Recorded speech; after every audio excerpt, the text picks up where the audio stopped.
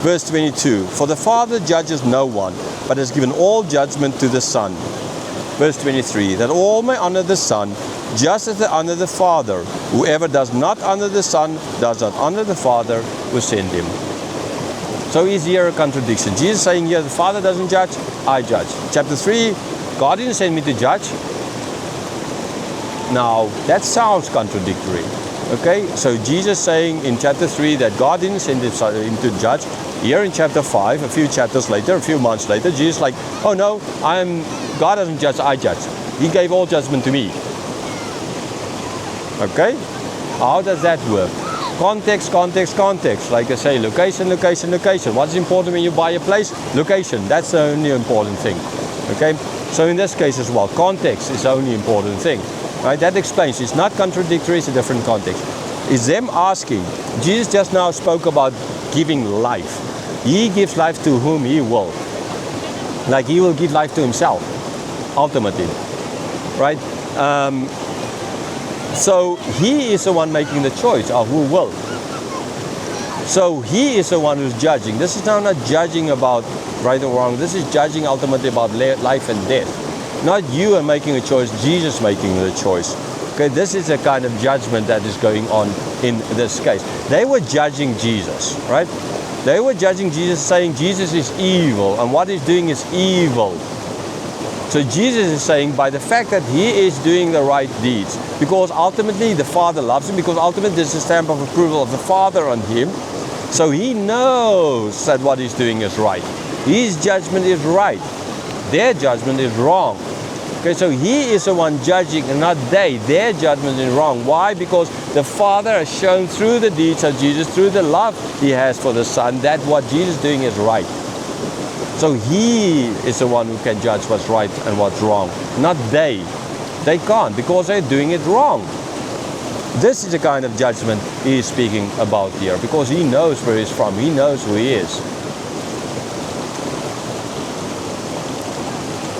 Okay, so yeah, in chapter 3 there's a different focus, okay, on the new birth focus. And here there's a different focus on them judging him for the miracle he did. And then ultimately honoring the Son, because the Son is going to give his life.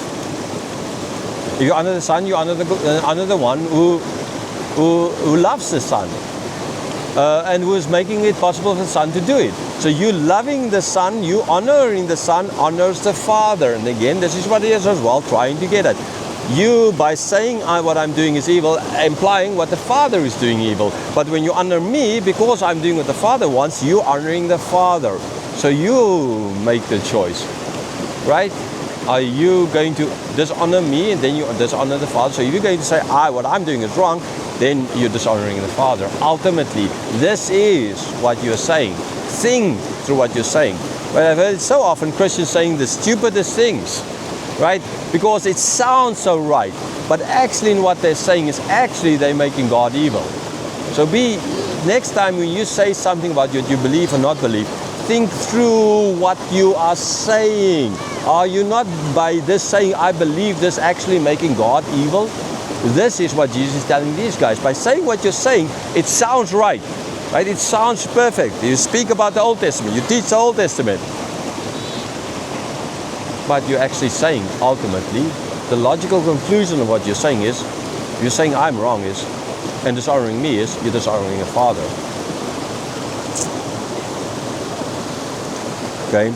So you don't honor me, you dishonor the one who sent me. See, this is what he's getting at. This is this whole discussion. It's not about the invalid being healed.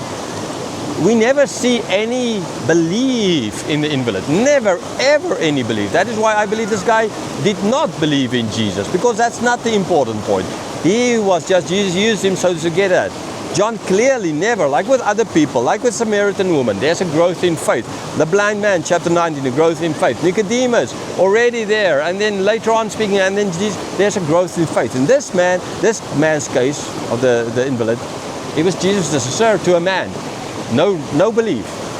But it was about this discussion that's the important thing.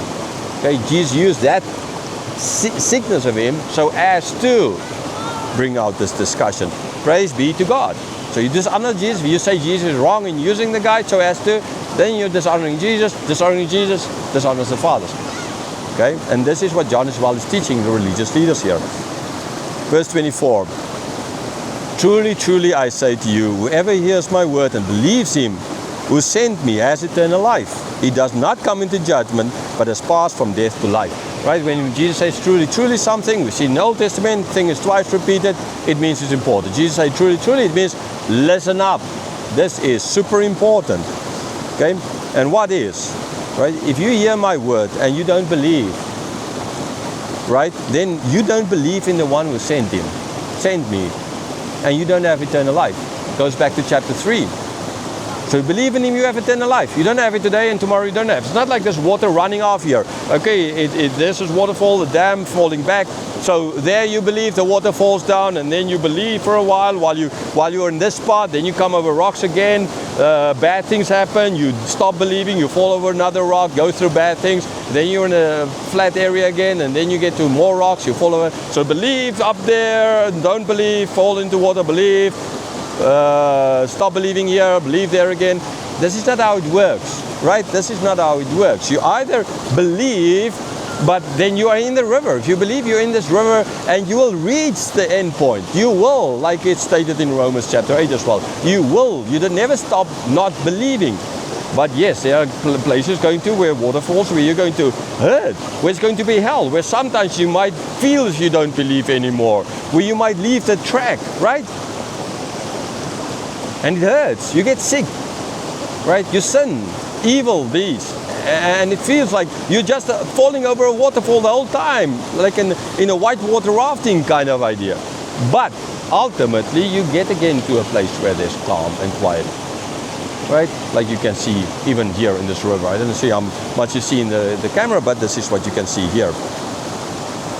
So you have eternal life, right?